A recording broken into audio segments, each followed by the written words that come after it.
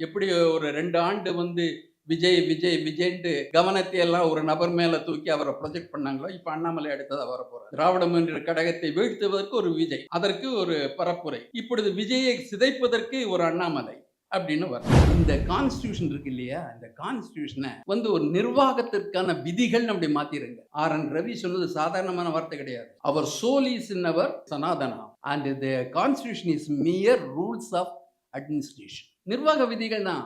இந்த வந்தே மாதரம் அதுல பாரதமும் கிடையாது, இந்தியாவும் கிடையாது. பாரதம் என்ற சொல்லே கிடையாது. எப்படி பாரதி இதை பாரதம் என்று நினைத்தார் நமக்கு புரியல.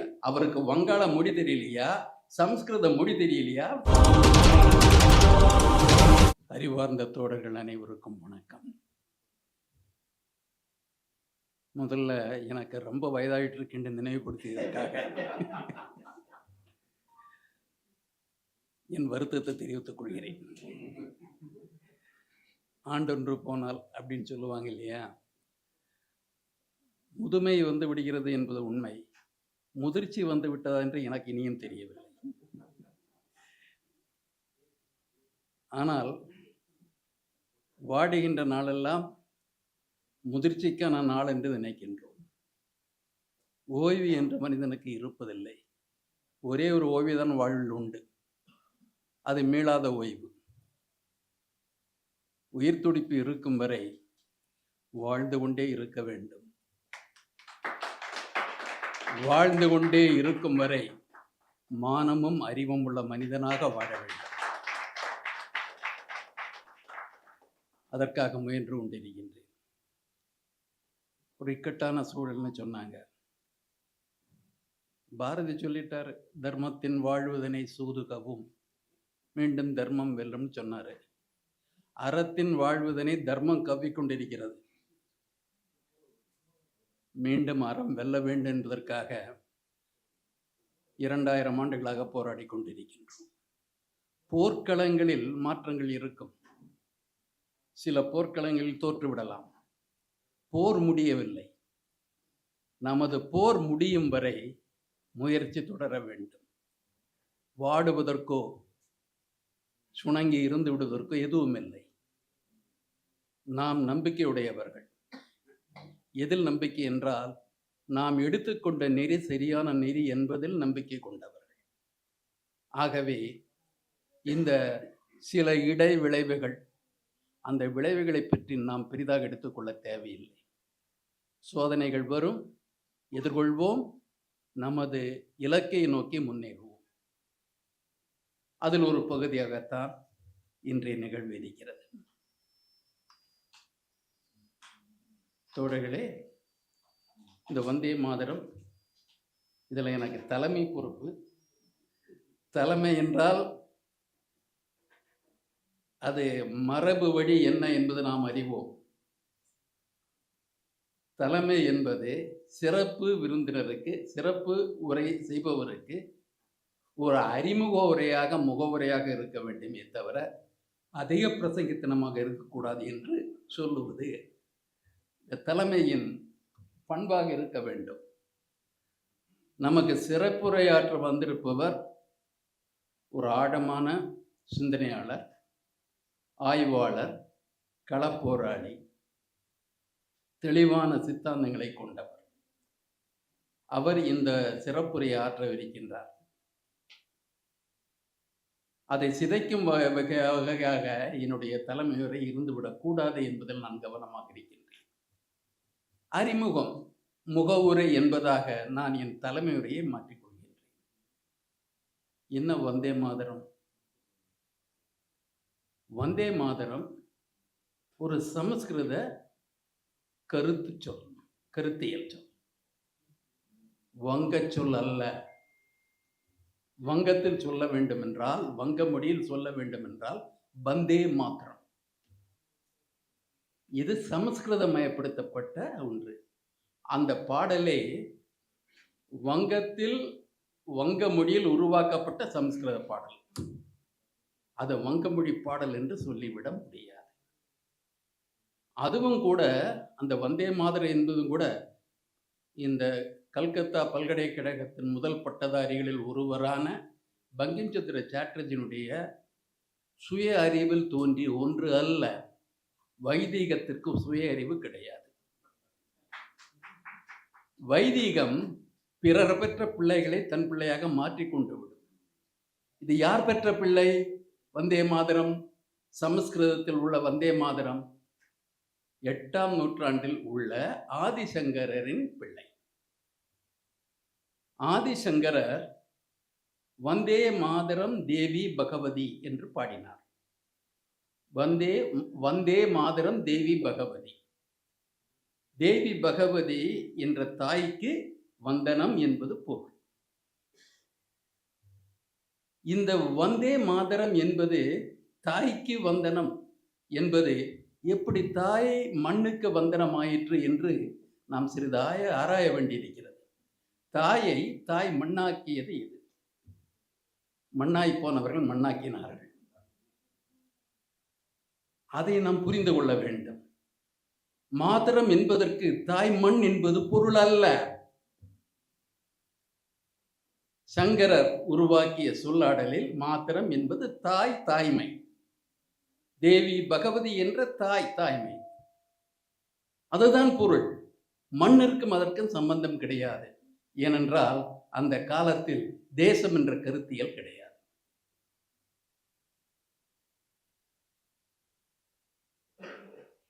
இது என்ன? உண்மையில் சொல்ல போனால் இது ஒரு பக்தி பிரச்சனை. பக்தி பிரச்சனை. பெரியார் சொல்லுவார், பக்தி வந்ததுன்னா புத்தி போச்சும்பார். ஏறக்குறைய ரசிகர்கள் மாதிரி அறிவில்லாமல் செயல்படுவார்கள் அல்லவா? அதை போல பக்தி வந்தாலும் அது ஒரு விதமான ரசனை. அது வந்தாலும் அறிவில்லாமலேயே செயல்படுவார்கள். அறிவுக்கு முரண்பட்டும் செயல்படுவார்கள். இது என்ன பக்தி? வரலாற்றில் தேசிய பண் என்பது ரிஷிகள் காலத்தில் உண்டா? ஆரென்றவியிடம் சிறிது ஆராய்ந்து பார்க்க வேண்டும். அதை ஆர்லேக்கர்கிட்ட கேட்டு பார்க்கணும். வேத காலத்தில் தேசப்பண் உண்டா? நாட்டுப்பண் உண்டா? ரிக்வேதத்தில் உண்டா? யஜுர்வேதத்தில் உண்டா? ஸ்மிருதிகளில் உண்டா? புராணங்களில் உண்டா? கிடையாது. 2 விதமான பக்திகள் தான் அன்று உண்டு. ஒன்று ராஜபக்தி, மற்றொன்று தெய்வ பக்தி. ராஜபக்தி தான் முக்கியம். ஏனென்றால் திருவுடை மன்னரை காணில் திருமாலை கண்டேனே. மன்னன் அதிகார மையம், செல்வத்தின் மையம். அந்த மன்னனை வசப்படுத்திக் கொள்வதற்காக செய்யப்படுகின்ற புகழுரைதான் ராஜபக்தி. இப்போ நம்ம ராஜேந்திர சோழன், ராஜராஜ ஏன்னா சோழ நாட்டு தேசிய கீதம் எதாவது இருந்திருக்கா? பாண்டிய நாட்டு தேசிய கீதம் எதாவது இருக்கா? எங்கேயும் கிடையாது. ஆனால் மன்னன் பிறந்த நாள், ராஜராஜன் பிறந்த சதய நட்சத்திரம் ஒரு தேசிய திருவிழா ஆகும். மன்னனை மையப்படுத்திய ஒரு பக்தி. யார் மன்னனை அணுக முடியுமோ, யார் மன்னனை வசப்படுத்த முடியுமோ அவர்களால் போற்றப்பட்ட பக்தி. தெய்வ பக்தி. இது ரெண்டும் மாப்போசிக்கும் முக்கியம், முத்துராமல தேவருக்கும் முக்கியம். ஏனென்றால் உழைக்கும் மக்களை அவர்கள் ஒரு மயக்கத்தில் வைத்திருக்க கையாண்ட ஒன்றுதான் பக்தி என்பது. பக்தியில போனா பக்தி யார் பரப்புறாங்களோ அவர்களுக்கு நீங்கள் கட்டுப்பட்டு ஆக வேண்டும், நம்பியே ஆக வேண்டும். இந்த தேசபக்தியாக இது நமக்கு இன்று வைக்கப்படுகிறது. ஆனால் வந்தே மாதரம் என்பது தேசபக்தி அல்ல. இன்னும் சொல்ல போனா இந்து தேசியம் என்பதாக சொல்லப்படுகிறது அல்லவா? இது எழுதப்பட்ட காலத்தில் இந்திய தேசியம் என்பதுவே வங்காளத்தில் கிடையாது. இதை எதுக்கு எப்படி எழுதினார்? அவர்கள் எழுத தூண்டியது எது? எழுத தூண்டியது God save the king or God save the queen என்பதாக பிரிட்டிஷார் பாடிய பாடல். நமக்கு அது போன்ற ஒரு பாடல் வேண்டும் என்பதாக இது எழுதப்பட்டது. ஆனால் வங்காளத்தில் தோன்றிய தேசியம் என்பது வங்க தேசியம், வங்க இந்து தேசியம், வங்க வைதிக தேசியம்.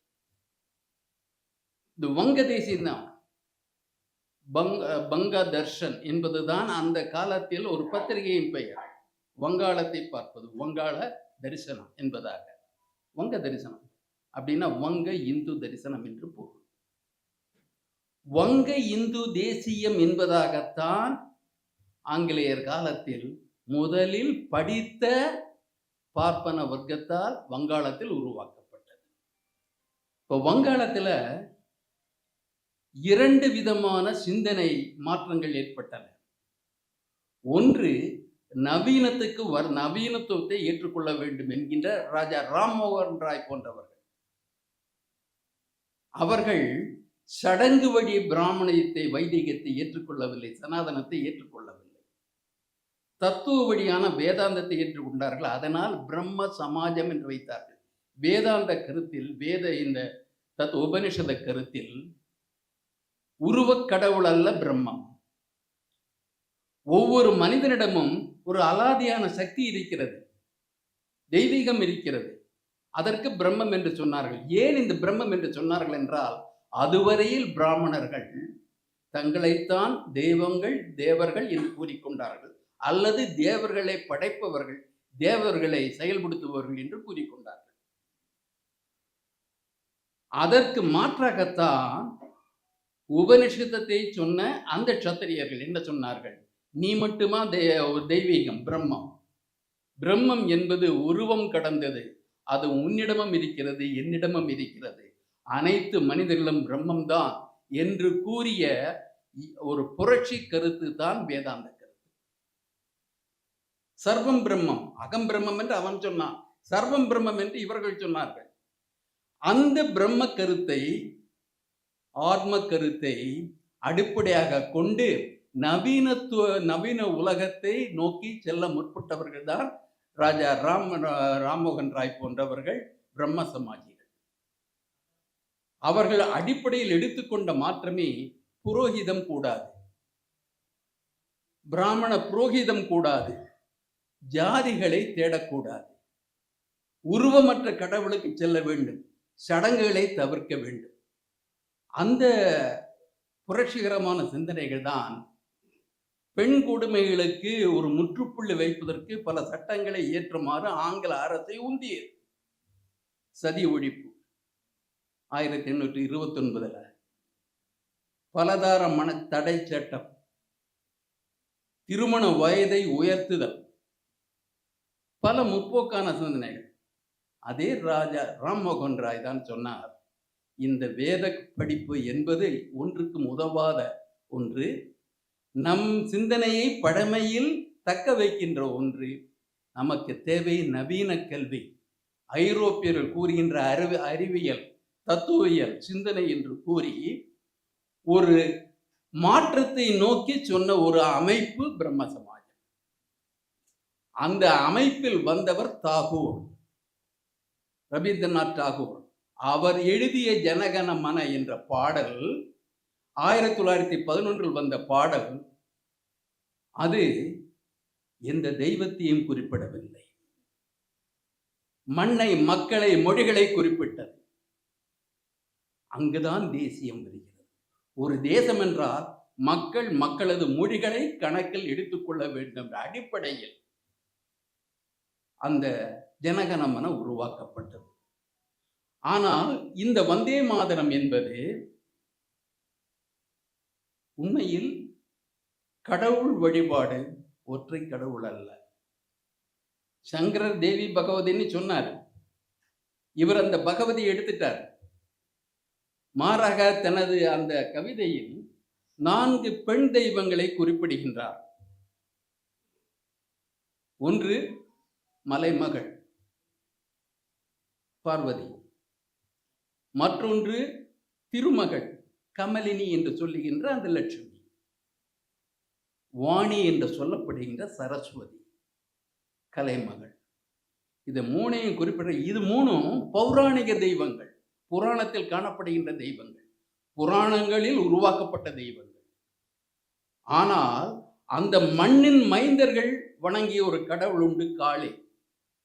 மற்ற கடவுளரை நல்ல வெண்மை நிறம் கொண்ட பொன்னிறம் கொண்ட தேவிகளாக படைத்தவர்கள்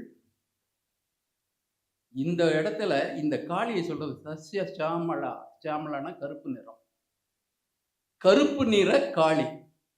மற்ற கடவுளருக்கு பல கைகள் உண்டு, ஆயுதங்கள் உண்டு, வெள்ளை உடையோ அல்லது தங்க நிற உடைகளோ உண்டு. இந்த காளைக்கு, உள்ளூர் கடவுள் காளைக்கு கருப்பு நிறம், நாக்கு வெளியே தொங்கி இருக்கும், கோரமான உருவம் தந்தார்கள். என கருப்பர்களது கடவுள் அல்லவா தந்தார்கள். ஆனால் அடிப்படை மக்களிடையே நிலை பெற்றுவிட்ட காரணத்தினால் அதையும் பிராமணியம் தனது கடவுளராக ஏற்றுக்கொண்டு, ஒன்றை நினைவு வைத்துக் கொள்ளுங்கள், பிராமணியம் எதையும் மறுப்பது கிடையாது. அனைத்தையும் ஏற்றுக்கொள்வதாக அணைப்பதாக கூறிக்கொண்டு அதற்கு மேல் தன்னை இருத்திக் கொள்ளும், தலைமை ஏற்றுக்கொள்ளும். இது பிராமணியத்தின் வரலாற்று போக்கு. அந்த கடவுளரை வைத்துக் கொண்டார். இந்த வந்தே மாதரம் அதுல பாரதமும் கிடையாது, இந்தியாவும் கிடையாது. பாரதம் என்ற சொல்லே கிடையாது. எப்படி பாரதி இதை பாரதம் என்று நினைத்தார் நமக்கு புரியல. அவருக்கு வங்காள மொழி தெரியலையா, சம்ஸ்கிருத மொழி தெரியலையா? சம்ஸ்கிருத பாண்டித்யம் உண்டு என்று நமக்கு தெரியும். அவருக்கு இது வேறு விதமாகப்பட்டது. 2 ஜாதிய கீதம்னு 2 எழுதினார் அவர். முதல் மொழிபெயர்ப்பு சரியா வரலன்னு 2ஆம் மொழிபெயர்ப்பு எழுதினார். 2லையும் அவரு இதை ஒரு தேசிய கடவுளாக மாற்ற முயற்சி எடுத்துக் கொள்கின்றார். பங்கிம் சந்திரர் செய்யாத ஒன்றை பாரதி ஆர்வக்கோளாறினால் செய்தார். ஒரு இடத்துல 30 கோடி மக்கள்னாரு, கோடி கோடின்னா இருக்கே தவிர 30 கோடின்னு இல்லை. அதை ஒரு விளக்க உரையில வங்காள பத்திரிகைகள்ல 7 கோடின்னு சொன்னாங்க. அன்று 7 கோடி என்பது அன்று மிகப்பெரிய அகண்ட வங்க மாகாணத்தின் மக்கள் தொகை. வங்காளத்தை மீறி பங்கிம் சந்திரன் சிந்திக்கவில்லை. இந்தியா இல்லை, இமயம் இல்லை, கங்கை இல்லை, யமுனை இல்லை, விந்தியம் இல்லை, எதுவுமே இல்லை. இல்லாத ஒன்று வந்தே மாதரம் என்பதற்காக ஒரு சிறப்பு படம் சொல்லப்படுகிறது. இனியும் சொல்லப்போனா பாரத மாதாங்கிறது அப்ப இன்னும் உருவாக. அந்த மாதாவை பிள்ளைகள் இனிமேல் தான் பெற போறாங்க. பாரத மாதாவை 1904 அபனீந்திரநாத் தாகூர்ங்கிறவர் முதல்ல ஒரு படம் ஒரு வரைகிறார். அதுல ஒரு காளி, கருப்பு நிற காளியை முதல்ல போடுறார். அதை போட்டுட்டு அதை வங்க மாதா மாதிரி கொடுக்குறார். அதே பின்னால கொஞ்சம் கலர் மாற்றம், வர்ண மாற்றம் தானே நமக்கு இருக்கிற விஷயம். வர்ணமத்தை மாற்றி அதை கொஞ்சம் நல்ல பொன்னிறமாக மாற்றி கையில் திறங்க 3 வர்ண கொடின்னு கொடுத்துட்டு அந்த மாதாவை பாரத மாதான்னு 1904க்கு மேலே தான் சொல்கிறாங்க. அப்போ அதுக்கு முன்ன மாதா இல்லை.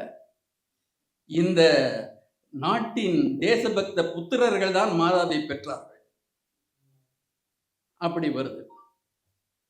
தேசம் தேசியம் என்பதுவே 19ஆம் நூற்றாண்டின் இறுதி பகுதியில் தான் அதை பற்றி, அத்தகைய உருவகம் பற்றி சிந்திக்க ஆரம்பிக்கின்றார். இது வந்தே மாதரம் வர்றதுல என்ன சொன்னாங்க, இது தேச பக்தர்களுக்கு தேச விடுதலை போரில் மிகுந்த ஒரு உத்வேகத்தை ஊட்டிய ஒன்று வந்தே மாதரம். நமது தோழர்கள் இங்கே இருக்கின்றீர்கள், ஒன்றை நன்றாக புரிந்து கொள்ளுங்கள். வந்தே மாதரம் என்ற முழக்கம் வேறு, வந்தே மாதரம் என்ற முழுப்பாடல் வேறு. விடுதலை காலத்தில் பல முழக்கங்கள் வந்தன. வந்தே மாதரம் என்பது எப்பொழுது முழக்கம் ஒரு எழுச்சியின் புழக்கமாக மாறியது? 1905க்கு மேல வங்க பிரிவினையின் போது வங்க உணர்வு, அதிலும் நம்மவர்கள் பிரித்தாளும் சூழ்ச்சி என்று இந்த ஆங்கிலேயரை குறிப்பிட்டார்கள். ஆங்கிலேயர்கள் பெரிய மாகாணங்களை எல்லாம், இப்ப சென்னை மாகாணம்னா அதுல பல மொழி இருக்கு. ஒரிய மொழி, தமிழ் மொழி, தெலுங்கு மொழி, கன்னடம், துளு, மலையாளம் என்று பல மொழிகள் இருக்கு. மராத்தியும் கூட, உருதும் உண்டு, பல மொழி. பம்பாய் மாகாணம் என்பதும் அதுபோல மராத்தி மொழி, குஜராத்தி மொழி, சிந்தி என்று பல மொழிகள் உண்டு. வங்க மாகாணம் என்பதும் அன்று அஸ்ஸாம் முதல் ஏறக்குறைய டெல்லி வரை பரவி இருந்த மிகப்பெரிய மாகாணம்.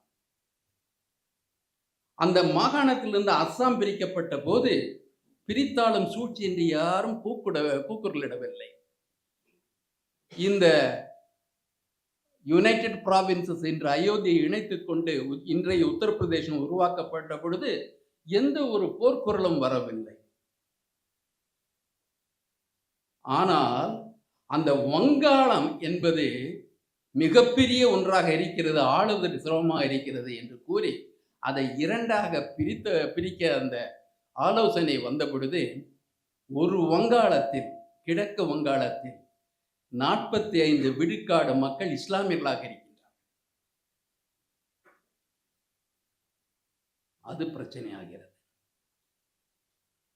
எத்தனை மாகாணங்களை வேண்டுமானாலும் ஆங்கில அரசு உருவாக்கலாம். எந்த தேசபக்தியும் அப்பொழுது உந்தப்படவில்லை.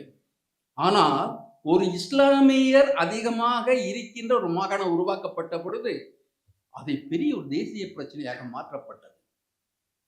இதை எதிர்த்து, வங்க பிரிவினை எதிர்த்து குரல் எழுப்பியவர்கள் பெரும்பாலும் சனாதனிகள், சுரேந்திரநாத் பானர்ஜி போன்றவர்கள். அப்ப அந்த வங்க பிரிவினையின் போது, போராட்டத்தின் போது ஒரு பொதுக்கூட்டம் எதிர்த்து நடக்கிறது கல்கத்தாவில், லைப்ரரி பக்கத்தில். இப்போ கூட்டத்தில் ஒருத்தர் போற போக்கில் நம்ம பல சத்தங்களை போடுறபடி அவர் ஒருத்தர் வந்தே மாதரம்ட்டார். முழு பாடல் அல்ல, ஒரு கோஷம் எடுக்கப்பட்டது. அப்ப அந்த மாதரத்திற்கு நாடு என்ற பொருளை ஏற்றுக்கொண்டார்கள். அது கொஞ்சம், அது எக்ஸ்டென்ஷன் சொல்றது, கொஞ்சம் அப்படி விரிவாக்கம் பண்ணி ஏற்றுக்கொண்டார். அதுதான் தேச பக்தியை உருவாக்கிய கோஷம் என்று அப்பொழுது சொன்னார்கள். ஆனால் வங்காளத்தில் இந்துத்துவ சக்திகள் நடத்திய போராட்டத்தில் பயன்பட்ட அந்த முழக்கம் அது. அந்த முழக்கத்தை யாரும் பெரிதாக சொல்லவில்லை. இஸ்லாமியர் கூட அந்த முழக்கத்தை எதிர்க்கவில்லை. ஆனால் முழு பாடலையும் பாட வேண்டும் என்று வந்த பொழுது அந்த பாடல் கடவுள் வாழ்த்து, தேவி வாழ்த்தை தேசிய பாடலாக மாற்றுவது என்பது. எதற்காக தேவியை வழிபடுகின்றார்கள்? எந்த சூழல் வழிபட்டார்கள்? வந்தே மாதரம் முழக்கம் நமக்கு பெரிய ஒரு பாதிப்பை ஏற்படுத்தாமல் இருக்கலாம். வந்தே மாதரம் என்ற பாடல் அது மதவெறியை தூண்டுகின்ற பாடல். வந்தே மாதரம் இடம்பெற்ற ஆனந்தமடம் இந்து முஸ்லிம் கலவரத்திற்கான ஒரு இலக்கியம். அதன் பொருள் என்ன? ஆங்கில ஆட்சி எதிர்ப்புதுவா? இது எழுதப்பட்ட சமயத்தில் 1876 நாடு ஆங்கிலேயர் ஆட்சியில் இருக்கிறது. ஆனால் உருவாக்கப்பட்ட நாடகம் ஆனந்த மடம் என்பது இஸ்லாமியர் ஆட்சியை கொடுங்கோல் ஆட்சி என்று கூறிக்கொண்டு அதற்கு எதிராக கிளர்ந்தெடுமாறு இந்துக்களை தூண்டுவது. எப்பவுமே ஒரு டாக்டிஸ், இந்த பிழைக்க தெரிந்த வர்க்கம்னு சொல்லுவாங்க, அவங்க தான் உயர் ஜாதி. எந்த ஆட்சி மாறினாலும் பிழைக்க தெரிந்த வர்க்கம். இஸ்லாமியர் ஆட்சியின் போது அந்த மன்னன் இஸ்லாமியன், அவனது அதிகாரிகள் சிலர் இஸ்லாமியர். ஆனால் அடிப்படை நிர்வாகத்தில் இருந்தவர்கள் பெரும்பாலும் பிராமணர்கள். இந்த அக்பர் காலத்திலே அப்படிதான் இருந்தது, அவுரங்கசீப் காலத்திலே அப்படிதான் இருந்தது, நவாபுகள் காலத்திலும் அது போல. பொதுவாக வருவாய்த்துறை, ரெவென்யூ அஃபீஷியல்ஸ்னா பிராமணர்கள் தான் இருப்பாங்க. சிவில் நீதிமன்றம்னா பிராமணர்கள் தான் இருப்பாங்க. ஏன்னா அவங்களுக்கு தான் சமஸ்கிருதம் தெரியும், ஸ்மிருதிகள் தெரியும், அவங்கள வச்சு நடத்திட்டு இருந்தாங்க. அவங்க காலத்தில் இவங்க தான் நாங்கள் இந்துக்களின் தலைவர்கள் என்று கூறிக்கொண்டு அனைத்தையும் அனுபவித்து விட்டு அந்த ஆட்சியை கவிழ்த்து விட்டு ஆங்கிலேய அரசு உருவாக்கிய பொழுது இவர்களிடம் எப்படி நெருங்குவது, அணைப்பது, முத்தமிடுவது ஒரு வழியை கண்டுபிடித்தார்கள். ஐயா, நல்ல வேளையா நீங்க வந்தீங்க, எங்களை எவ்வளவு கொடுமைப்படுத்தினாங்க தெரியுங்களா? முன்னால் இருந்தவங்க அந்த இஸ்லாமிய நவாப் எவ்வளவு கொடுமைப்படுத்தினாங்க. அவர்களிடமிருந்து எங்களை காத்த ரட்சகர் நீங்கள் என்று ஆங்கிலேயரை சொல்றாங்க. அதைத்தான் ஆனந்த மடம் சொல்லுது. ஒரு எஜமானிடமிருந்து அடுத்த எஜமானனுக்கு விசுவாசத்தை திருப்புவதோ தேசபக்தி. தேசபக்தி என்பது நம்மை விடுவிப்பது என்று பொருள். ஷிஃப்டிங் கிடையாது, டிரான்ஸ்ஃபர் கிடையாது. ஆனால் இந்த ஆனந்த மடம் அந்த அலிஜியன்ஸ், அந்த விசுவாசத்தை இஸ்லாமிய மன்னரிடமிருந்து ஆங்கிலேயர்களுக்கு திருப்புகிறது. ஆங்கிலேய எதிர்ப்பு கிடையாது. இது எப்படி தேசபக்த பாடலாகும்? ஆனால் இஸ்லாமிய வெறுப்பு, இஸ்லாமிய உணர்வையும் கருத்தில் எடுத்துக்கொள்ளாமல் இந்த இந்திய தேசிய காங்கிரஸ் நடத்தப்பட்ட காரணத்தினால்தான் அலிகர் இயக்கம் போன்ற இயக்கங்கள் வந்து முஸ்லிம்களுக்கும் போதிய அவகாசம், அதில் வாய்ப்புகள் ஆங்கில அரசில் வேண்டும் என்பதற்காக ஆங்கில கல்வியை இஸ்லாமியர்கள் ஏற்குமாறு செய்தார். அப்ப என்ன பிரித்தாளும் சூழ்ச்சினாங்க. நீங்க மட்டுமே எல்லாத்தையும் அனுபவிக்கிறதுல பிரித்தாள வேண்டிய அவசியம் கிடையாது. எல்லாம் மொனாப்பலி தானே. மற்றவர்களும் உரிய பங்கு கேட்கின்ற பொழுது பிரித்தாளம் சூழ்ச்சி.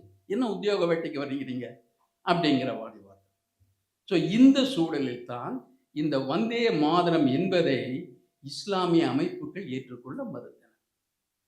3 முழக்கங்களை நாம் குறிப்பிடலாம்.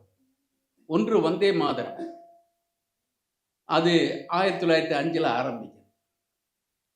இன்னொரு முழக்கங்கிறது ஜெய்ஹிந்த். நேதாஜி படையில ஜெய்ஹிந்த் வார்த்தை. ஜவஹர்லால் நேரு போன்றவர்கள் தங்கள் உரையை முடிப்பது ஜெய்ஹிந்த் என்று முடிப்பார்கள். ஜெய்ஹிந்த். ஹிந்த் என்பது மதம் அல்ல. ஹிந்துங்கிறது இந்த இடம், இந்த நாடு. இந்த நாடு ஹிந்த் என்கிற நாடு வாழட்டும், வெற்றி பெறட்டும் என்பது. அந்த கோஷத்தை யார் கொடுத்தா? 1915 செண்பக ராமன் தான் முதல்ல கொடுக்கிறார். அவர் உண்மையிலேயே ஆங்கில ஆதிக்கத்தை எதிர்த்தவர், ஆயுதம் தாங்கிய போராட்டத்தை நடத்தியவர். அவர் காபூல்ல புதிய அரசாங்கத்தை, சுதந்திர இந்தியாவின் அரசாங்கத்தை ஆப்கானிஸ்தான்ல நிறுவனர். கொடியேற்றப்படுகிறது. ஒரு சீக்கிய, ஒரு இந்து, ஒரு தமிழர், இவங்க ஏத்துறாங்க. ஜெய்ஹிந்த் வார்த்தை வருது.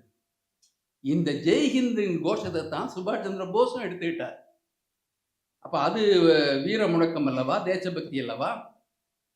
அதற்கு பிறகு ஒரு கோஷம் 1921 வருது.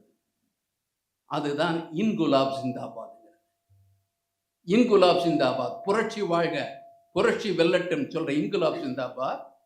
அதை உருவாக்கியவர் இஸ்லாமியர், மௌலானா நசரத் மொஹானிங்கிற ஒரு இஸ்லாமியர், இடதுசாரி கம்யூனிஸ்ட் சிந்தனையாளர். அவர் உருவாக்குறார் அந்த வார்த்தை.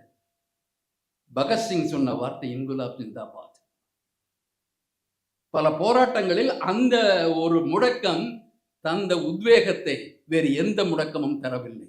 இன்றும் கூட போராட்டங்களில் இன்குலாப் ஜிந்தாபாத் என்பதுதான் உத்வேகத்தை தெரிவிக்கிறது, ஆபத்தை தெரிகிறது, அனைவரையும் விழிச்சு உள்ள செய்கிறது. அதை தந்தவரே இஸ்லாமியர். இதுல வந்தே மாதரம் மட்டும்தான் முழக்கமா? நமக்கு பல முழக்கங்கள் இருக்கு. அந்த முழக்கங்கள்ல எந்த முழக்கம் நமக்கு ஒத்து வருமோ அந்த முழக்கத்தை எடுத்துக்கொள்கிறோம். எது அனைவருக்குமாக இருக்குமோ அதை எடுத்துக்கொள்கிறோம். இன்குலாப், புரட்சி வாழ்க்கை. இந்த புரட்சினா மாற்றத்தை குறிக்கிறது, மாற்றத்திற்கான நடவடிக்கை குறிக்கிறது. இது அனைவருக்கும் பொருந்தும். இந்துவுக்கு இன்குலாப், முஸ்லிமுக்கு இல்லை அப்படின்னு கிடையாது. அனைவருக்குமானது, பொதுவாக உழைக்கும் வர்க்கத்திற்கு மிக பொருத்தமானது இன்குலாப் ஜிந்தாபாத். அப்ப நமக்கு எது முழக்கம், தேசிய முழக்கமாக இருந்திருக்க வேண்டும்? இந்த வந்தே மாதரமா, ஜெய்ஹிந்தா, அல்லது இந்த இன்குலாப் ஜிந்தாபாத்? இது முழக்கம். பாடல் எடுத்தா முதல்ல உருவாக்குனது வந்தே மாதரம். நான் ஏற்கனவே சொன்னேன், அது பெண் கடவுளர் வாழ்த்து, அவ்வளவுதான். அந்த கடவுளர் அருளால இஸ்லாமிய ஆட்சியை ஒழிக்கணும், அதுதான் அந்த பாடல். இரண்டாவது பாடல் 1904 முகமது இக்பால் அவர்களால் எழுதப்பட்டது. சாரே ஜஹான் சே அச்சா, இந்த உலகம் முழுமையிலும் உள்ள நாடுகளில் மிகச்சிறந்த நாடு இந்திய நாடுன்னு சொல்றார். இந்து சிதா ஹமாரா அப்படின்னு பாடினார். அந்த பாட்டு பல காலம் மக்களை ஒன்றிணைப்பதாகவும் இருந்தது, உத்வேகப்படுத்துவதாக இருந்தது. அது ஒரு மண்ணின் ஒற்றுமையை குறிப்பதாகவும் இருந்தது. அதுவும் பலதரப்பட்ட மக்களது இணைப்பு என்ற பொருளை தந்து இருந்தது இக்பால். ஆனால் அந்த இக்பால் 1940க்கு மேல அவர் பாகிஸ்தான் கோரிக்கையை ஏற்றுக்கொண்டார் என்பது வேறு. பின்னர் ஏற்றுக்கொள்ள வேண்டிய சூழல் ஏற்பட்டதை பற்றி விவாதங்கள் இருக்கின்றன. ஆனால் இந்தியாவை புகழ்ந்து பாடிய பாடல் சாரே ஜஹாசா அச்சா இன்று இருக்கின்ற பாடல் மிகச்சிறந்த பாடல் என்று அனைவராலும் ஏற்றுக்கொள்ளப்படுகின்ற பாடல். எழுதியவர் இஸ்லாமியர் என்பதற்காக அதை புறக்கணிப்பது என்பது எப்படி ஒரு செக்குலர் நேஷனலிசத்தில் ஒத்து வரும்? அது இரண்டாவது பாடல். மூன்றாவது பாடல் தான் 1919 தாகூர் கொண்டு வந்தது. அந்த மூன்றாவது பாடலை ஓடு ஒப்பிட்டு தான் இன்னைக்கு வந்தே மாதரத்தை பத்தி பேசுறோம். முதல் பாடல் சனாதனியால் உருவாக்கப்பட்டது, சனாதன சடங்காக உருவாக்கப்பட்டது, சனாதனிகளுக்காக சனாதன உணர்வை உருட ஏற்பட்டது. ஆனால் தாகூர் பிரம்ம சமாஜி, சடங்கு வழி வைதிக சனாதன பிராமணியத்தை மறுத்த ஒரு பிரிவை சார்ந்தவர். அவர் எழுதிய ஜனகண மன என்பது வங்க மொழி, சம்ஸ்கிருத நம்பி இல்லை. ஆனால் அந்த ஒரு அவர் கண்ட தேசம் என்பது பன்முகத்தன்மை கொண்ட தேசம். அந்த பாடல்ல இமயமும் உண்டு, விந்தியமும் உண்டு, பல நதிகள் உண்டு, பல மொழிகள் உண்டு. இந்த மொழிகளையெல்லாம் கொண்ட பன்முகத்தை கொண்ட ஒரு நாடுதான் இந்தியா என்பதை குறிக்கின்ற அந்த நாடு. ஜெயகோ என்று முடிக்கின்ற சமயத்தில் அந்த நாடு வெல்லட்டும், திராவிடமும் வெல்லட்டும் என்பதாகத்தான் குறிப்பிட்டார். அப்ப இந்த பாடல்கள்ல இந்த பிரம்ம சமாஜி, அது பிரம்ம சமாஜ கருத்து அதில் சொல்லல. சர்வம் பிரம்மம் இதே மாதிரி போல இந்த பிரம்ம சமாஜ கருத்தே சொல்லல. அவரது பார்வையில் ஒரு புதிய தேசம், தேசிய உணர்வு வர வேண்டும் என்றால் பன்முகத்தை உள்ளடக்கி ஏற்றுக்கொண்டு அங்கீகரிக்கின்ற ஒரு தேசமாக பார்த்தார் அவர். அதற்கான பாடலாக இதை அவர் உருவாக்கினார். அவர் தான் அதை ஒரு மிட்டமைச்சார் 1898 உண்மை. அவர் ஒரு கலைஞர், இந்த பாடலுக்கும் இசை அமைப்பவர். ஆனால் உள்ளூர அவர் விரும்பிய தேசம் என்பது நவீன தேசமே தவிர புராதன இந்து தேசம் அல்ல. புராதனத்தில் இந்து தேசம் ஒன்றும் கிடையாது. அந்த தாகம் இந்த இந்து தேசியம் என்பது சனாதன தேசியமே தவிர இது உபநிஷ தேசியம் அல்ல, சடங்கு மறுப்பு தேசியம் அல்ல. ஆகவேதான் இந்த இந்துத்துவ சக்திகள் பாடல், தேசிய பாடல் என்று இருக்க வேண்டும் என்றால் அந்த பாடல் வந்தே மாதரமாக இருக்க வேண்டும் என்று கூறினார்கள். நிறைய அம்பேத்கர்கிட்ட எல்லாம் மனு கொடுத்தாங்க. அவர்கள் எதையெல்லாம் எதிர்த்தார்கள்? அசோக சின்னத்தை எதிர்த்தார்கள். மூவர்ண கொடி, அதை கூட நான் அடிக்கடி சொல்வேன். மூவர்ண கொடின்னு சொல்றதே 4ஆம் வர்ணத்தை மறைக்கின்ற வேலை என்பது. அந்த கொடியில 4 வண்ணம் இருக்கு. மூவர்ண கொடின்னு சொல்றாங்க. தொடர்ந்து திரங்கா அப்படின்னு இந்தியில சொல்றாங்க. 3 வண்ணம். எது? காவி, வெள்ளை, பச்சை. அந்த சக்கரம் என்ன கலர்ல இருக்கு? நீல கலர்ல. இந்த 4ஆம் வண்ணத்தை மறைக்கின்ற சதி எவ்வளவு 1000 ஆண்டுகளாக நாம் பார்த்து கொண்டு வருகின்றோம். இந்த 4ஆம் வர்ணத்தை சேர்த்து கொண்டுதான் தேசத்தை பார்க்க முடியுமே தவிர வேண்டுமென்றால் 5வது வர்ணத்தையும் முதன்மைப்படுத்தி ஆக வேண்டும். அதான் தேசமா இருக்க முடியும். இப்ப இவர்கள் இதை வலியுறுத்த, அந்த காலத்திலே வலியுறுத்தினாங்க. அரசியலமைப்பு சட்ட வரந்திலே வலியுறுத்தினாங்க. அதற்கு முன்னால காங்கிரஸ் தான் இதை எடுக்குது. காங்கிரஸ் எடுக்கிறதுனால இதெல்லாம் ரொம்ப வலி. ஏன்னா இவங்களுக்கு எப்பவுமே இந்த பரப்புரை, எப்படி ஒரு 2 ஆண்டு விஜய் விஜய் விஜய்ன்ட்டு கவனத்தை எல்லாம் ஒரு நபர் மேல தூக்கி அவரை ப்ரொஜெக்ட் பண்ணாங்களோ, இப்ப அண்ணாமலை அடுத்ததாக வர போறாரு. திராவிடம் என்ற கடகத்தை வீழ்த்துவதற்கு ஒரு விஜய், அதற்கு ஒரு பரப்புரை, இப்பொழுது விஜயை சிதைப்பதற்கு ஒரு அண்ணாமலை அப்படின்னு வர்றாங்க. அதில் எப்பவுமே ஒரே நாடு ஒரே தேசம் என்பவர்கள் ஏன் 2வது பாடலை வலியுறுத்தினார்கள்? அதன் முதல்ல ஃபர்ஸ்ட் ப்ரிஃபரன்ஸ்ங்கிறது ஜனகணமன. காந்தியார் ஏற்றுக்கொண்டார், நேரு ஏற்றுக்கொண்டார், பட்டேலும் ஏற்றுக்கொண்டார். அது இருக்கிறதுல நீங்க இதைத்தான் கொண்டு வரணும், வந்தே மாதிரி தான் கொண்டு வரணும். காங்கிரஸ் கூட தன்னிச்சையா முடிவெடுக்கல. தாகூரே கூப்பிட்டாங்க. என்ன பண்ணாங்க? இப்படி கேட்குறாங்க, வலியுறுத்தல், வற்புறுத்தல். அவர் சொன்னார் முதல் 2ல தாய் வணக்கம் அதுதான் இருக்குது. அதில் பிரச்சனை இல்லை. இந்து முஸ்லீம் இந்த பிரச்சனையும் தேவியர் வழிபாடு அதெல்லாம் கிடையாது. ஆனால் முதல் 2 வழிபாடுனா அந்த வந்தே மாதரத்தை நம்ம விளக்கிடலாம், நாடுன்னு சொல்லிக்கலாம், தாய் நாட்டுக்கு வணக்கம்னு சொல்லிக்கலாம். ஆனால் மற்ற அடிகளை சேர்த்தா அது ஒரு வகுப்புவாதத்துக்கு வழிவகுக்கும், வேண்டாம் அப்படின்னு சொன்னார். இன்னைக்கு மோடி சொல்றாரு, நேரு சதிகாரத்தனமாக பிற பகுதிகளெல்லாம் எடுத்து விட்டார் அப்படின்ட்டு. சதியை அவர் எல்லாம் சதிதான். ஏன்னா அந்த சதிகாரர்கள் எப்படி திருடன் திருடன் சந்திரன் சொல்லிட்டு தான் ஓடுவான். சதிகாரர்கள் அனைத்திலும் சதியை காண்கின்றார்கள். சதிகளை ஒடுக்குவதற்காக நாம் செயல்படுகின்ற பொழுதெல்லாம் நம்மை சதிகாரர்கள் என்று அழைப்பதும் வழக்கம். அதில் சேர்த்துட்டேன். அப்போ அவங்க சொன்னாங்க, கூட சேர்த்திங்க. அந்த அசோக சக்கரம் வரக்கூடாதுக்கு என்ன சொன்னாங்க, காந்தியுடைய ராட்டை வேணாலும் வச்சுங்க, சக்கரம் வேண்டாம். அவர்களது ஃபர்ஸ்ட் ப்ரிஃபரன்ஸ் என்ன, பகவத துவஜம். அந்த காலத்தில் அனுமான் இது தூக்குறபடி ஒரு கொடியை வச்சுட்டு அதுதான் மகாபாரத போரில் கொடின்ட்டு. இன்னைக்கு கேட்டால் நம்ம ஆளுக்கு அப்படி தான் இருந்துருப்பாங்க. அந்த பாகவதம் அதில் காவி இருக்குது, வேற விசேஷம் ஒன்றும் கிடையாது. அந்த பாகவத கொடி தான் இருக்கணும்னு வலியுறுத்தினாங்க. அம்பேத்கரை இவர்கள் மிகுந்த அழுத்தம் தந்தார்கள். அவர் சொன்னார், இது நான் ஒரு டிராஃப்ட் மேன்னா கருத்துக்களை முடிவு செய்ய வேண்டிய ஒரு கமிட்டியாக குழுவாக இருக்காங்க, நீங்கள் அங்கே போய் பேசுங்க அப்படின்னு. அதனால் அது வரல. ஆனால் உயிர்ப்புள்ளதாக வைத்தார்கள். 2 அடியை வச்ச உடனே இது பின்னால் நமக்கு விரிவுபடுத்திக்கலாம் வச்சாங்க. அதே தான் இந்திய அரசமைப்பிலையும் இந்தியான்னு ஒன்று இருக்கு, தட் இஸ் பாரத் நீ சேர்த்தாங்க. பின்னால் அதை பாரதமாக மாற்ற வேண்டும்.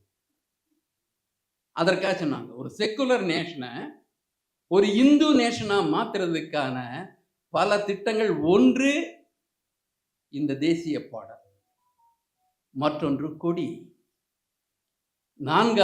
மூன்றாவதாக வருவது இந்த கான்ஸ்டியூஷன் இருக்கு இல்லையா, இந்த கான்ஸ்டியூஷனை ஒரு நிர்வாகத்திற்கான விதிகள் அப்படி மாத்திருங்க. RN ரவி சொன்னது சாதாரணமான வார்த்தை கிடையாது. Our soul is in our what is Sanatana and the constitution is mere rules of administration. நிர்வாக விதிகள் தான். நிர்வாக விதிகளுக்கு புனிதம் எங்கே, மரியாதை எங்கே, எப்போ ஒன்று நிர்வாகியை மாற்றிக்கலாம். இன்றைக்கும் அதைத்தான் முயன்று கொண்டிருக்கின்றார்கள். இந்த சதிங்கிறது நாம் பார்க்கின்ற ஒரு கூட்டாட்சி அமைப்பிற்கும், நாம் விரும்புகின்ற மாநில சுயாட்சிக்கும், நாம் விரும்புகின்ற சமய சார்பற்ற அனைவருக்குமான ஒரு கூட்டமைப்பு என்பதற்கும் வைக்கப்படுகின்ற வேட்டு. இதை ஏறக்குறைய அவங்க இதில் என்ன முடிவு பண்ணீங்க, 2047க்குள்ள இந்த இந்து ராஷ்டிரமா இதை மாற்றிடணும். அவர்கள் ஓய்வதில்லை. ஆனால் நம்மவர்களில் சில பேர் விபீஷணர்களாக இருக்கின்ற காரணத்தினால், சிலர் சுக்ரீவன்களாக இருக்கின்ற காரணத்தினால், அனுமன்களாக இருக்கின்ற காரணத்தினால் இதற்கும் ஒரு இயல்பாக எடுத்துட்டு போ. அதில் என்னங்க இருக்கு, எதை வேணா சொல்லிட்டோமே, பாரதம்னு சொன்ன என்ன கெட்டு போகுது, சொல்லிட்டு போட்டோம் அப்படிங்கிற ஒரு தன்மை இருக்கு. நம்மை நாம் இழக்க தயாரா. என்ன அச்சுறுத்தல் வந்தது, இந்த நாட்டில் நீ இருக்கணும்னா வந்தே மாதரத்தை பாடி ஆகணும் அச்சுறுத்தல் வர்ற வரைக்கும் போயிடுச்சு. ஜிஸ் தேஷ்மி ரகநாத்தோ நீங்க இந்த வந்தே மாதரத்தை சொல்லி ஆகணும் அப்படின்ட்டு அச்சுறுத்தல் விடுக்குது இந்துத்துவ சக்திகள். ஒரு தேசம் என்பது மக்களால் கட்டமைக்கப்படுவதே தவிர மதங்களால் கட்டமைக்கப்படுவது அல்ல.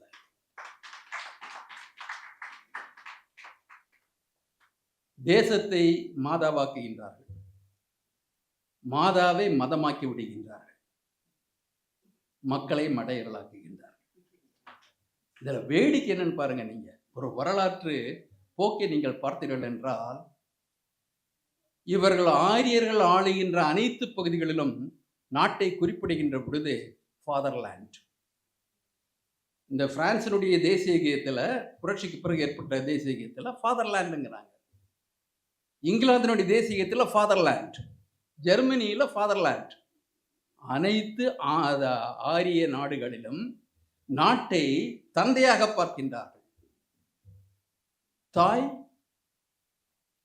தாய் நம்ம நாட்டில் ஒரு வினோதமாக இருக்கும். விவேகானந்தர் சிகாகோ போனார். அங்க கேட்டாங்க, ரமாபாய், பண்டித ரமாபாய் வந்து இந்தியாவில் சிசுவதை அதிகமாக இருக்கு, பெண் குழந்தைகள்ல ஆத்துல முதலைக்க போடுறாங்க, தீ வச்சு எரிக்கிறாங்க. விவேகானந்தருக்கு பொறுக்கல, அவதூறு சொல்லுகின்றார் ரமாபாய். கிறிஸ்துவ பிரச்சாரத்துக்காக சொல்லுகின்றார். நீங்களெல்லாம் பெண்களை வந்து காதலிகளா பார்க்குறீங்க, நாங்க நாங்க தாய்களா பார்க்குறோம், தெய்வங்களா பார்க்குறோம் அப்படின்னு சொன்னார். இதை விட ஒரு மோசடியான வாதம் உண்டா? தாய் மண், தாய் நாடு நமக்கு. எப்பொழுது இந்த கான்செப்ட் ஒரு கருத்தியல் வர்றதுல பெண்ணுக்கு ரொம்ப மரியாதை, தெய்வம். வாழ்வியல்ல பெண் பாவயோனி. வாழ்வியல்ல பெண்ணுக்கு 5 வயசுல திருமணம் முடிக்கணும். வாழ்வியல்ல பெண்ணுக்கு அந்த குழந்தை பேர் இல்லாவிட்டா திருமணத்திலிருந்து விலக்கு தர வேண்டும். சிசுவதை, சதி, ஒன்றுக்கு மேற்பட்ட கணவருக்கும் பணிவிடை செய்கின்ற வழி. நடைமுறையில் இந்துத்துவ சனாதனம் என்பது பெண்களை புழுக்களை விட மோசமாக நினைக்கின்றது. தேசம் வந்த சாதிச்சம். புராணத்துல தேவி வருவாங்க, ஆனா அந்த தேவிக்கு கணவனுக்காக தன்னைத்தானே எரித்துக் கொள்ள வேண்டும். இந்த தாய் நாடுங்கிறது சரியான பேட்ரியாட்டிசம் கிடையாது, மேட்ரியாட்டிசம் சொல்லுவாங்க. மேட்ரியார்க் பெண் தலைமை, மேட்ரியார்க்கல் சொசைட்டி பெண் தலைமையிலான சொசைட்டி. பேட்ரியாட்டிசம் யாருக்கு? ஆணு தலைமையாக கொண்டுள்ள தந்தை வழி வருபவர்களுக்கு. அந்த பேட்ரியாட்டிசம் வந்து ஆங்கிலேயர்களுக்கு சரி, அமெரிக்கர்களுக்கு சரி, பிரெஞ்சுக்காரர்களுக்கு சரி, ஐரோப்பியர்கள் அனைவருக்கும் சரி. ஆனால் இந்தியாவில் கூறுகின்றன அந்த பாரத மாதா, இந்த மாதாவுக்கு படம் வரைஞ்சவங்க 1904 தான். புராணத்துல இந்தியா உண்டா? புராணத்துல வந்து பாரத மாதா உண்டா? பாரத மாதா வழிபாடு உண்டா? நீங்க இந்த 20ஆம் நூற்றாண்டுல தானே பெனாரஸ்ல போய் ஒரு இந்தியாவின் படத்தை, அந்த பிளவுபடாத இந்திய படத்தை அமைத்து விட்டு பாரத மாதா கோயில் என்று காந்தியார் திறந்து வைத்தார். இங்க பல இடங்கள்ல வந்து அதுக்கு பின்னால பாரத மாதா, அங்க வந்து உருவம் வந்துருச்சு. மாதா அடிமையான பெண்ணை அரசாக்கி விட்டால் நடைமுறையில் நமக்கு இணக்கமாக இருப்பாள் என்பதற்காக அந்த கருத்தியல் வருகிறது. பெண் விடுதலையை குறிப்பதல்ல அந்த தாய்நாடு என்பது. பெண் அடிமைத்தனத்தை, பெண்ணை வைத்துக்கொண்டு பெண்களை அடிமையாக்குவது என்று பொருள். நாம் கருத்தியல் ரீதியாக சிந்திக்க வேண்டும். நாம் நமது அடையாளத்தை இழந்து விடாமல் இருக்க, நாம் இதெல்லாம் வந்து தாய்நாடு அப்படின்னு சொல்றதெல்லாம் நமக்கு எந்த பக்தியிலையும் ஈடுபாடு கிடையாது. ஆனால் நமது சுயமரியாதையில் நமக்கு ஈடுபாடு உண்டு, நமது சுய அடையாளத்தில் ஈடுபாடு உண்டு. நாம் பிறருக்கு சமமாக இருக்க வேண்டும் என்பதில் நாம் எந்த விதமான நீக்கு போக்கும் நாம் தயாராக இல்லை. எனவே ஒரு புதிய இந்தியா என்பது கூட்டாட்சி இந்தியா. அந்த கூட்டாட்சி இந்தியாவின் பன்முகத்தன்மையை ஏற்கின்ற தேசிய பாடல். சுவிட்சர்லாந்துல தேசிய பாடல் கீதம் இருக்கு. 2003 சட்டம் நிறைவேற்றினாங்க. அங்க இருக்கிற 4 மொழிகள்லையும் தேசிய கீதம் இருக்கணும். ஒரே நாடு, ஒரே தேசம், ஒரே தேர்தல், ஒரே அமைப்பு எல்லாம் சொன்னவங்க தேசிய கீதம் மட்டும் 2 விட்டுருவாங்களா? முதல்ல நுழைச்சிருக்காங்க, 2வது கட் பண்ணிடுவாங்க. எப்படி இங்கே வந்து முதல்ல வந்தே மாதரம் பாடி, அப்புறம் ஜனகணமன பாடி, தமிழ் தாய் வாழ்த்து முன்னாக கொண்டு வந்து 2வது முடிகிற நிறைவு நிகழ்ச்சியில் தமிழ் தாய் கழட்டி விட்டாங்க. இன்றும் சொல்லுகின்றார்கள், மோடிக்கு அலாதியான தமிழ் பற்று. அலாதி. எனக்கு அதுதான் வருத்தமா இருக்கு. மோடி எங்கெல்லாம் கை வச்சாரோ அதெல்லாம் இல்லாமல் போயிருக்கு. பாராளுமன்றத்தில் முதல்ல 2014 வந்த உடனே அப்படி நடுஞ்சான்கடையாக விழுந்தாரு, தொட்டாரு, முத்தமிட்டார். இவ்வளவு பெரிய அமைப்பில் நான் வந்திருக்கேன் அப்படின்னு ரொம்ப சொன்னார். அந்த பாராளுமன்றமே இல்லாமல் போய்விட்டு, கான்ஸ்டியூஷனை கையை வச்சிருக்காரு, அது இல்லாமல் போயிட்டே இருக்கு. இப்பொழுது நமது மொழியில் கை வைத்திருக்கின்றார், நமது அடையாளத்தில் கை வைத்திருக்கின்றார். நாம் சமத்துவத்துக்காக செய்கின்ற போராட்டத்தை கொச்சைப்படுத்துகின்றார். இந்த சனாதன போர் தான் உண்மையில் நடக்கின்ற விடுதலை போர். அந்த சனாதனம் என்பது படிநிலையை ஆதரிக்கின்றது, அதை நியாயப்படுத்துவது, புனிதப்படுத்துவது, தெய்வீகப்படுத்துவது. வந்தே மாதரம் என்பது அதை இனியும் சொல்லப்போனால் உறுதிப்படுத்துவது, நிலைப்படுத்துவதாக மாறிவிடும். தேசம் என்பது கற்பிதம்தான் நமக்கு தெரியும். ஆனால் ஒரு வசதிக்காக நம்மை நிலைப்படுத்திக் கொள்ள தேசத்தை ஏற்றுக்கொண்டிருக்கின்றோம். அதை உணர்ச்சி வசமா மாத்திட்டீங்கன்னா உங்க உரிமைகள் பறி போயிடும். உரிமைகளை இழந்து ஒரு புனிதன் நமக்கு தேவையில்லை. உரிமைகளை கொண்டதுதான் புனிதமாக்கப்பட வேண்டிய இந்த புனிதப்படுத்துகின்ற வேலைகளை எப்பொழுதும் ஏற்றுக்கொள்ளப் போவது கிடையாது. வந்தே மாதரத்தை புனிதப்படுத்த முயற்சிக்கின்றார்கள். நீங்க அதுக்கு 50 ஆண்டு விழா, 100வது ஆண்டு கொண்டாட்டம், 125 ஆண்டு கொண்டாட்டம், 150ஆம் கொண்டாட்டம். ஜனகன மனவுக்கு எந்த கொண்டாட்டமும் கிடையாது. சாராஜ்யம் மறக்கப்பட்டு விட்டது. இப்பொழுது நமக்கு தேவை இன்குலாப் ஜிந்தாபாத். நாம் இதை ஒரு புரட்சிகரமாக எதிர்த்தாக வேண்டும், மாற்றியாக வேண்டும். நமது எதிர்காலத்தை நாம் தான் தீர்மானிக்க வேண்டும். மயக்கத்தில் நமது தோழர்கள் இருக்கின்றார்கள். அந்த தோழர்களை மயக்கத்தில் விடுவிக்க வேண்டும். அந்த மயக்கம் என்ன மயக்கம் என்று அனைவருக்கும் தெரியும். மயக்கம் நம்மளால எது வேணா சீக்கிரம் மயங்கிடுவாங்க. அந்த மயக்கத்திலிருந்து விடுதலை செய்ய வேண்டிய பணியை நாம் தொடர்ந்து மேற்கொண்டாக வேண்டும். பல கோணங்களில் பல பரிமாணங்கள் இருக்கலாம். ஆனால் நமது சிந்தனையும் செயல்பாடும் நம்மை வீழ விடாமல் தடுத்து வெற்றி பெறச் செய்வதற்கு வகை செய்யும். நன்றி, வணக்கம்.